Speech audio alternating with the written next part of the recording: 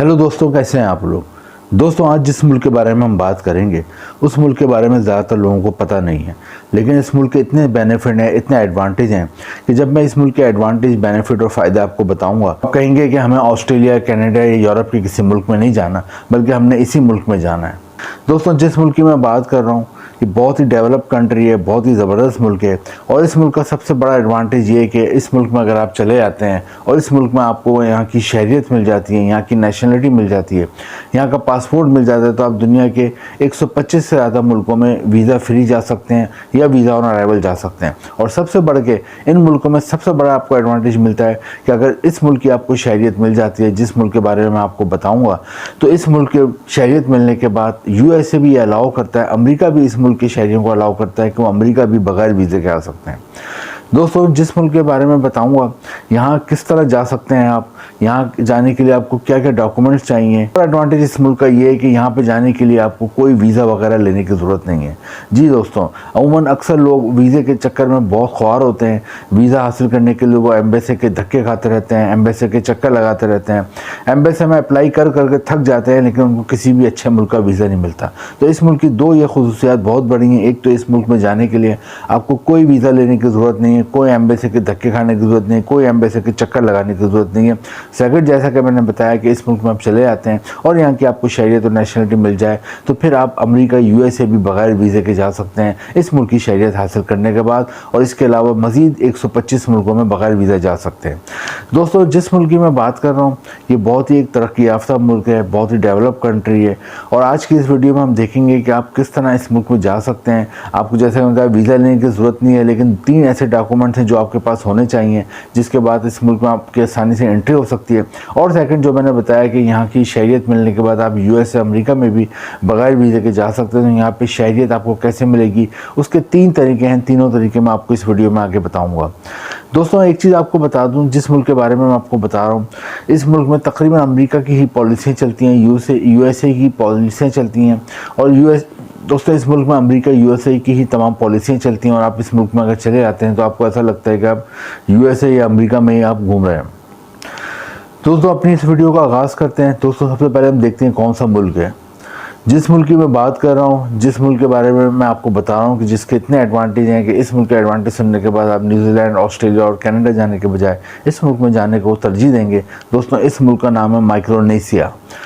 Micronesia एक बहुत ही खूबसूरत मुल्क है, आइलैंड कंट्री है। आइलैंड कंट्री उस मुल्क को कहते हैं जिसके चारों तरफ समंदर होता है।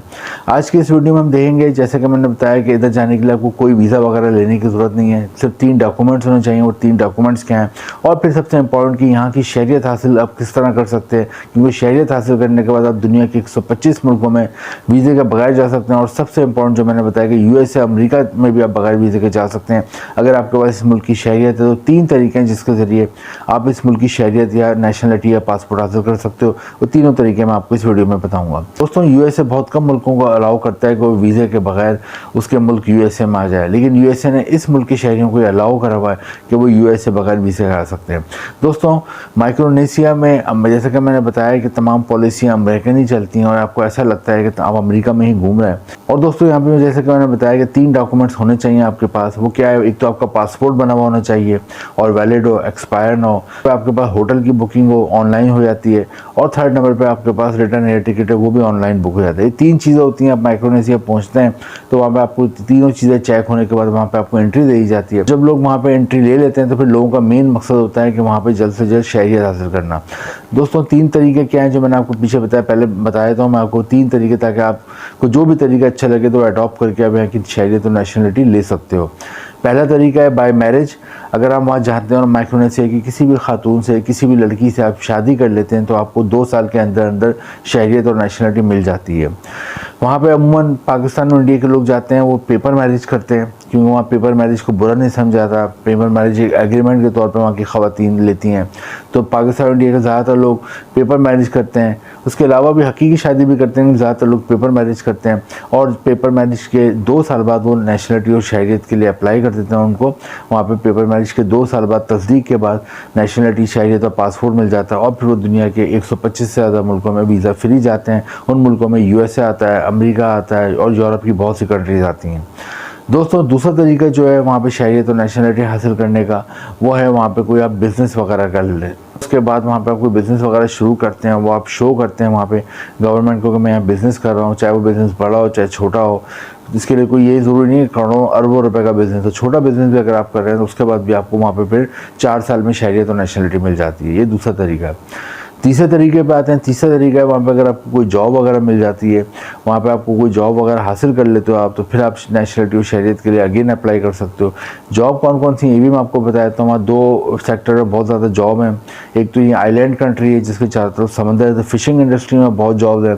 अगर फिशिंग इंडस्ट्री में आप काम करने का इंटरेस्ट रखते हो या आपका कोई माजी में एक्सपीरियंस, तो आपको आराम से जॉब मिल जाती है। अगर आप पढ़े लिखे हैं तो जब आप फिशिंग इंडस्ट्री में जब भी as accountant, as a cashier, as a warehouse manager, आप as a store in charge job कर सकते हो।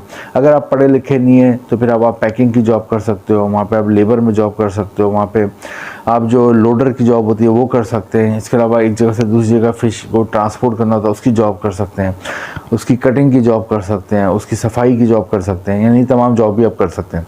सेकंड नंबर पे जो वहाँ पे माइक्रोनेशिया में जॉब आपको मिलने के चांस ज़्यादा होते हैं वो है होटल रेस्टोरेंट इंडस्ट्री में। उसकी वजह है कि आइलैंड कंट्री है, बहुत ही खूबसूरत कंट्री है, तो लाखों की तादाद में लोग हर साल यहाँ घूमने आते हैं, इसलिए होटल रेस्टोरेंट इंडस्ट्री में बहुत आसानी से जॉब मिल जाती है। जगह जगह होटल रेस्टोरेंट वाक़ हैं।